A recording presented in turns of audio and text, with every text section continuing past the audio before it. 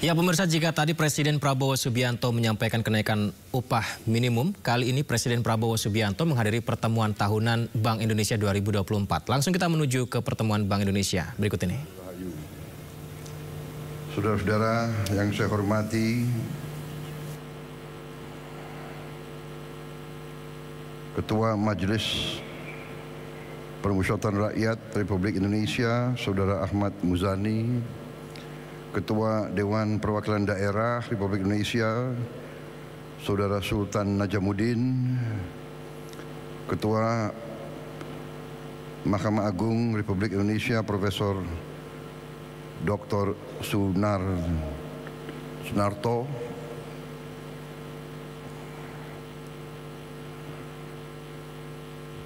para Menteri Koordinator, para Menteri, Ketua Dewan Ekonomi Nasional, para Wakil Menteri Kabinet Merah Putih yang hadir, yang saya hormati, Gubernur Bank Indonesia, Bapak Peri Warjio beserta seluruh jajaran Bank Indonesia yang saya hormati dan saya banggakan, para gubernur dan pejabat gubernur provinsi yang hadir, yang saya hormati dan saya banggakan, para pelaku industri keuangan, pelaku ekonomi, serta tamu undangan yang hadir, yang saya hormati dan saya banggakan. Terima kasih atas undangan, yang juga para duta besar yang hadir, negara-negara sahabat, Your Excellency, ambassadors from friendly countries. I see our good brother from the United Arab Emirates. I just came from Abu Dhabi. Thank you very much. Saudara-saudara sekalian, terima kasih atas undangan ini. Saya diundang walaupun secara mendadak. Memang kita harus siap didadak setiap saat. Kehormatan besar saya diminta bicara di rapat tahunan Bank Indonesia, dan saya sangat senang, sangat gembira dengan tema yang diangkat, yaitu sinergi, ya.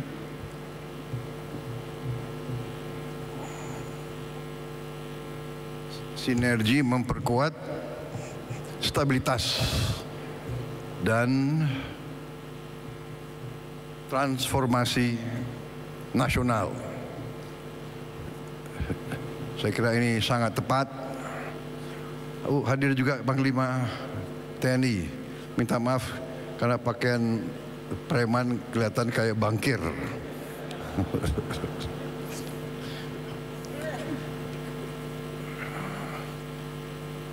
Kapolri hadir nggak, Kapolri? Oh, Kapolri. Waduh, waduh. Kalau ada Panglima TNI, Kapolri, saya merasa aman. Jadi saudara-saudara, saya sangat senang dengan tema ini. Memang inilah kunci daripada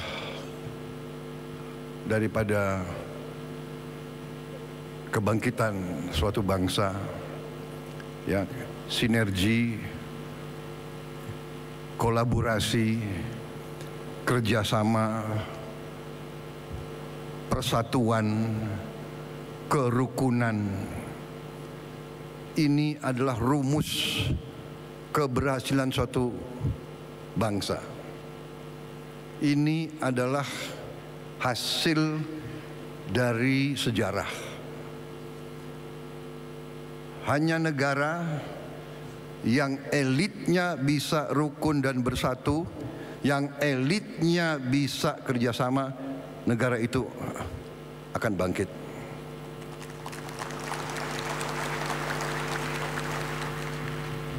Jadi saya kira kalau sudah temanya seperti ini, tidak perlu saya banyak kasih pengarahan lagi.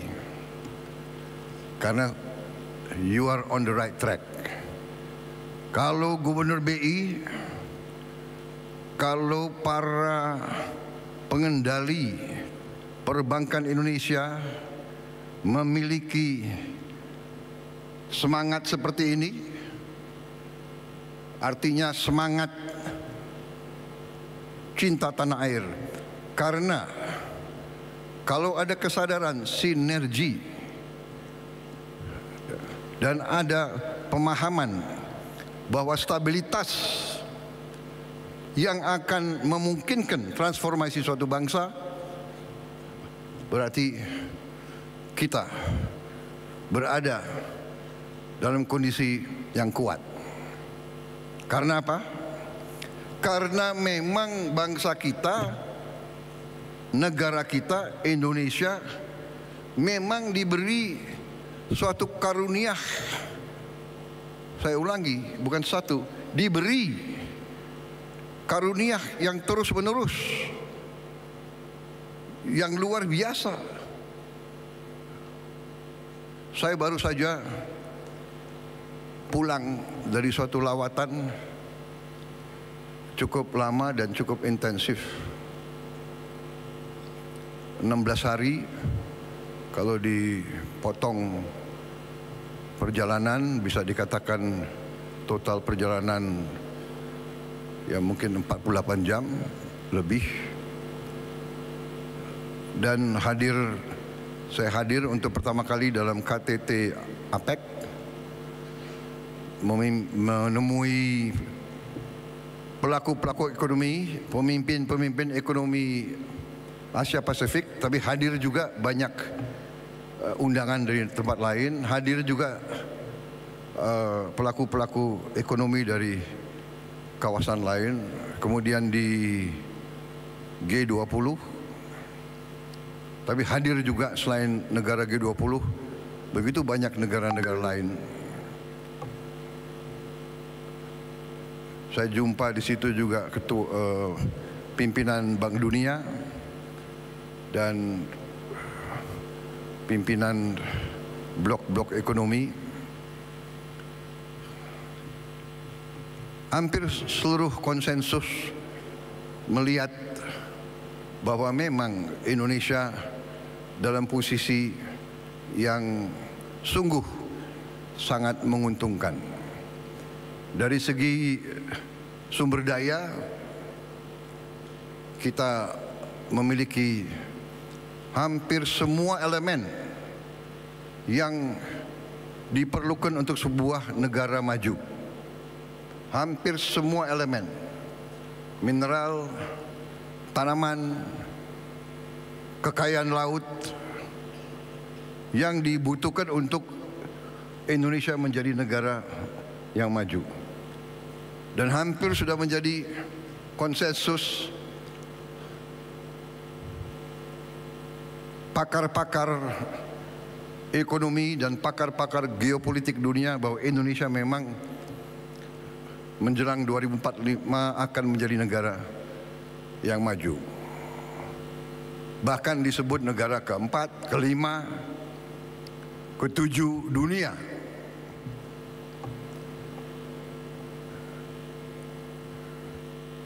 Kita faham kekayaan kita. Kita faham. Kita mengerti. Tapi banyak di antara kita yang sesungguhnya tidak menyadari apa efek, apa impact daripada kepemilikan kita terhadap sumber-sumber daya tersebut. Sumber daya dan mineral-mineral kritis yang dikatakan critical minerals yang dibutuhkan untuk negara industri teknologi tinggi. Karena itu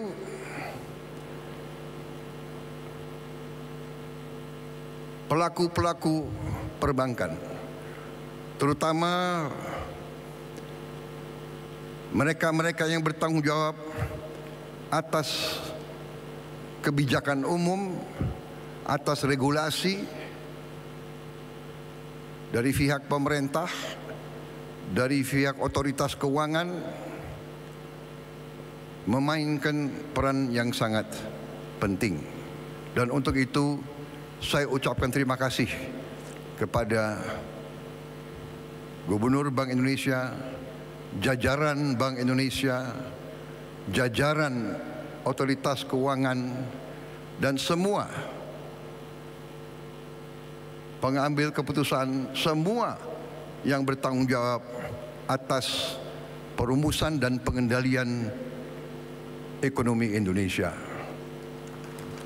termasuk menteri-menteri dan menko-menko saya, termasuk tokoh-tokoh pemerintahan, tidak hanya masa sekarang, tapi masa-masa yang lewat. Kita berada di posisi ini karena keberhasilan pendahulu-pendahulu kita. Saudara-saudara sekalian, setiap saya keliling Indonesia disegani. Jadi saya memang menikmati mungkin usaha kerja keras pemerintah-pemerintah yang sebelumnya. Karena saya hadir di KTT tersebut kurang 1 bulan berkuasa, kurang 1 bulan menjabat, saya sudah dihormati. Bukan Prabowo yang dihormati, Indonesia yang dihormati. Dan dalam forum ekonomi tersebut, kenapa Indonesia dihormati? Indonesia dihormati karena ekonomi Indonesia dianggap berhasil dengan sangat cemerlang.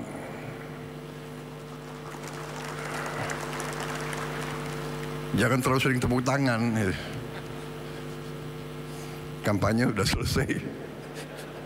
Jadi saudara-saudara, benar, ini serius. Saya tuh merasa sampai karena mereka begitu melihat ke Indonesia, negara-negara Amerika Latin, negara-negara Afrika, semua sekarang minta diundang ke Indonesia. Bulan Januari Presiden Angola minta ke Indonesia. Bulan Februari Presiden Kongo, Democratic Republic of Congo, Felix Tshisekedi, temannya Pak Luhut, minta ke sini. Begitu Pak pemimpin Tanzania, dan yang saya sudah ketemu waktu di Brazil. Apa poin saya? Poin saya adalah kita harus bersyukur bahwa pengendalian ekonomi kita harus diakui selama ini cukup prudent, cukup bijak, cukup tertib, dan cukup aman. Saudara-saudara sekalian, kita perlu bangga, negara kita negara developing, negara yang sedang membangun.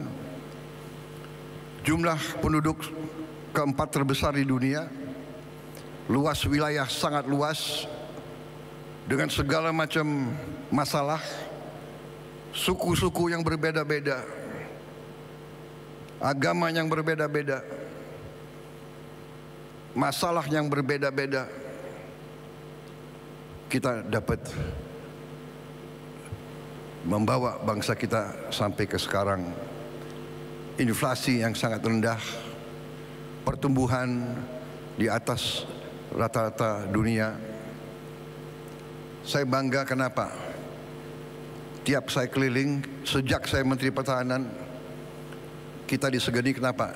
Negara sebesar kita, negara yang sedang membangun, kita terkenal tidak pernah default.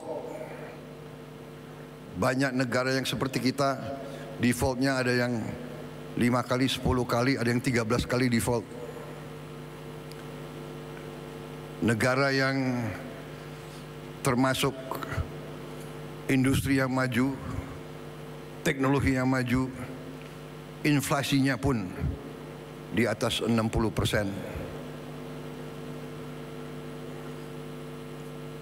Ketidakstabilan ekonomi di banyak negara-negara itu membuat situasi kita, situasi yang patut kita syukuri, bukan untuk kita euforia, bukan untuk kita lengah, justru untuk kita semakin hati-hati. Indonesia berada dalam posisi yang perlu kita jaga bersama, karena kondisi geopolitik dunia sedang dalam keadaan yang cukup peka dan cukup bisa dikatakan penuh ketidakpastian. Tapi kalau kita lihat perkembangan akhir-akhir ini, memang ada peningkatan ketegangan di Ukraina, tetapi banyak pengamat, banyak pemikir menilai bahwa dengan pemilihan Presiden Amerika yang baru, kemungkinan bisa terjadi terobosan-terobosan yang positif. Di Timur Tengah pun, dengan adanya gencatan senjata di Lebanon, membawa ke arah yang lebih positif. Kita berharap akan ada terobosan-terobosan juga di Gaza. Situasi penuh ketidakpastian ini mengharuskan kita untuk selalu waspada, selalu hati-hati.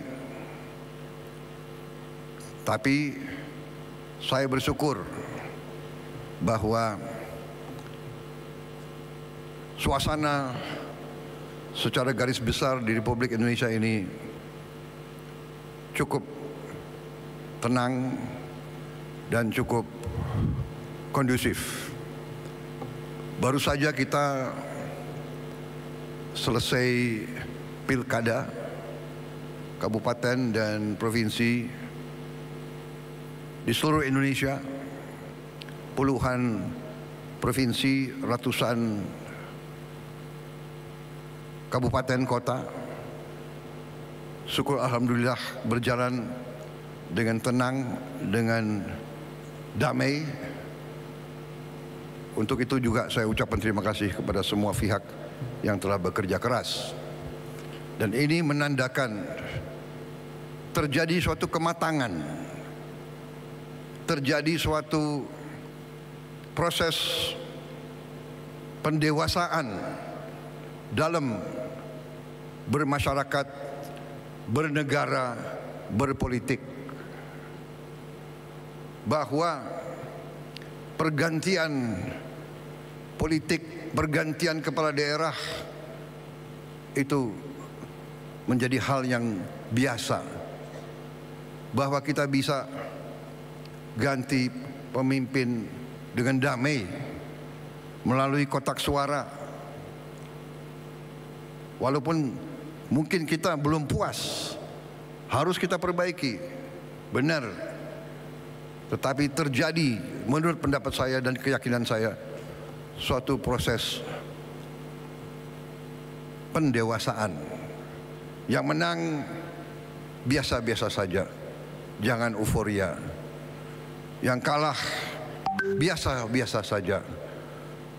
Yang penting kalau menang bekerja untuk seluruhnya, kalau kalah mendukung yang menang untuk seluruhnya, untuk seluruh rakyat Indonesia.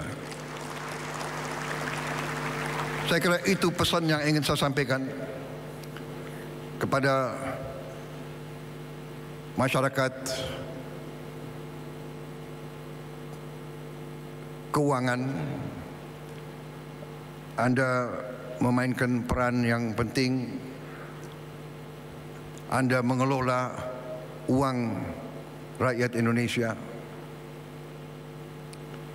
Kita harus jaga uang rakyat. Kita harus bijak. Kita harus bertanggung jawab. Karena ini adalah darah dan keringat rakyat Indonesia. Darah dan keringat ratusan juta rakyat Indonesia yang bekerja sangat keras. Dan kita di ibu kota ini sekarang, di tempat yang baik ini sekarang, kita adalah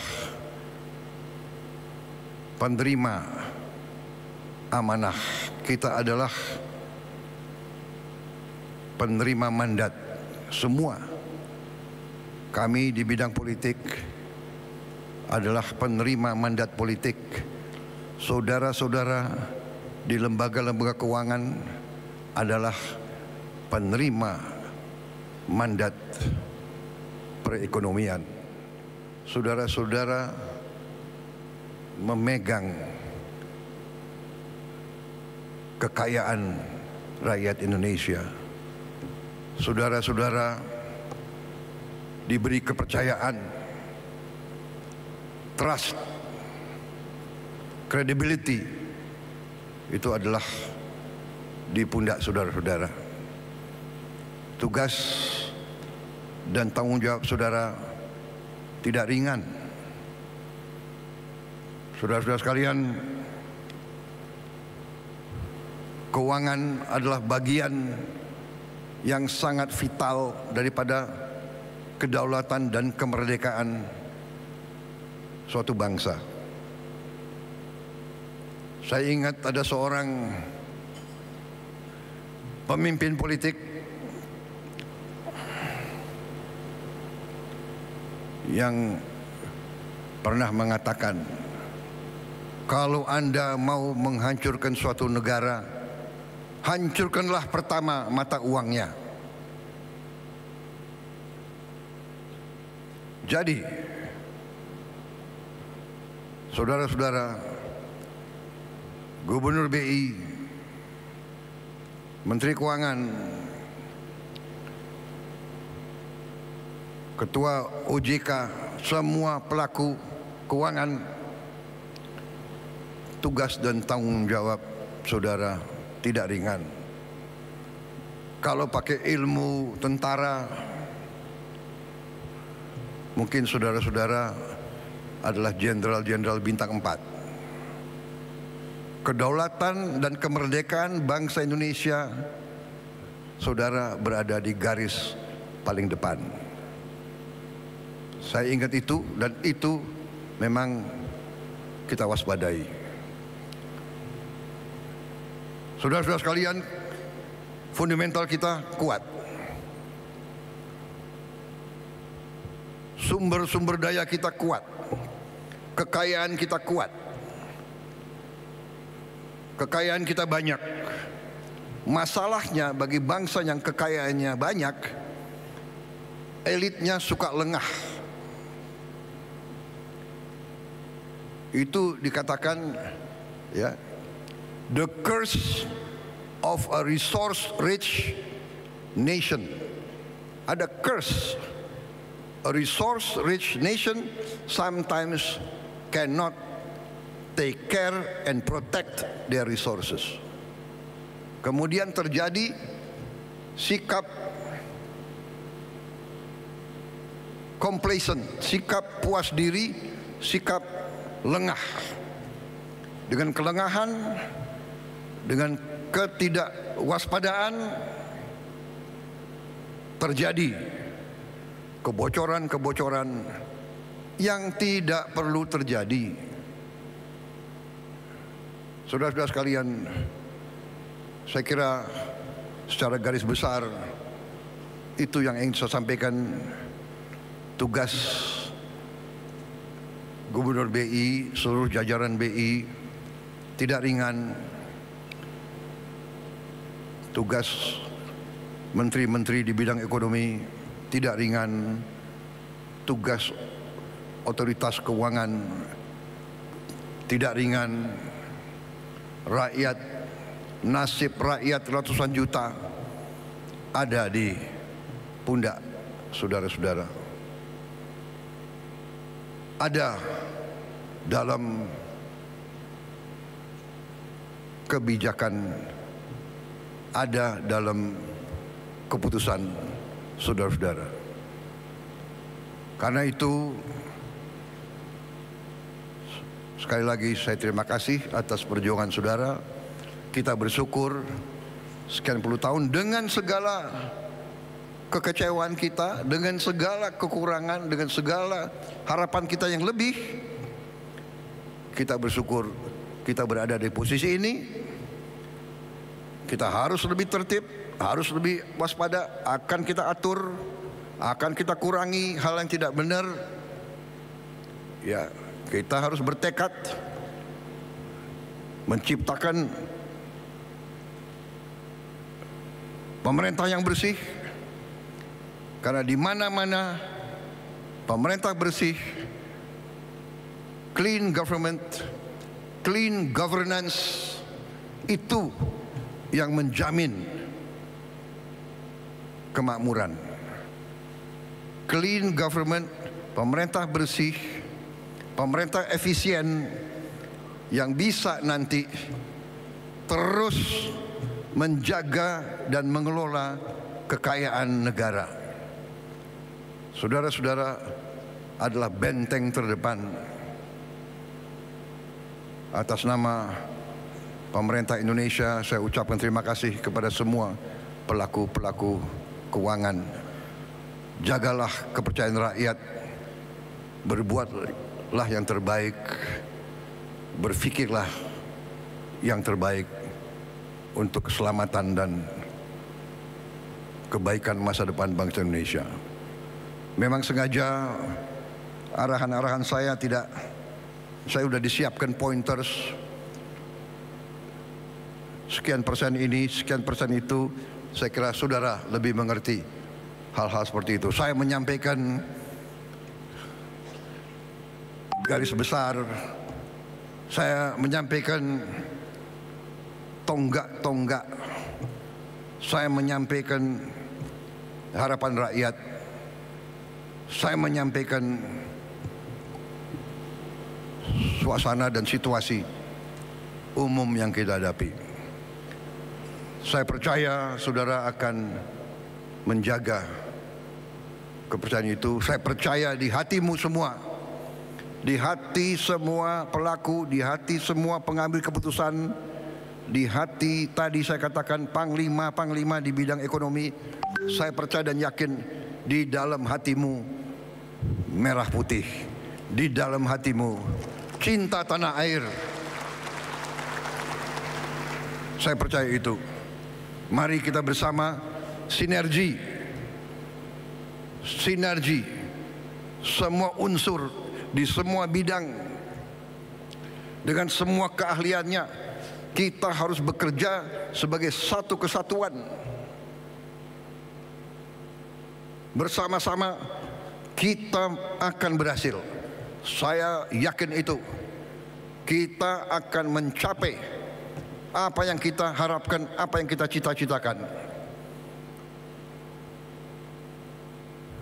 We can do it and we will do it. Dan saya percaya saudara-saudara, saya merasakan sekarang 1 bulan saya memimpin kabinet. Kabinet saya sekarang bekerja sebagai satu tim yang sangat luar biasa, sangat baik. 1 bulan, saya nggak tahu bulan-bulan yang akan datang. Ya, baru saja pemirsa kita mendengarkan bagaimana Presiden Prabowo yang menghadiri pertemuan tahunan Bank Indonesia serta mengajak untuk terus menjaga kepercayaan rakyat dan meningkatkan kesejahteraan ekonomi rakyat di masa depan.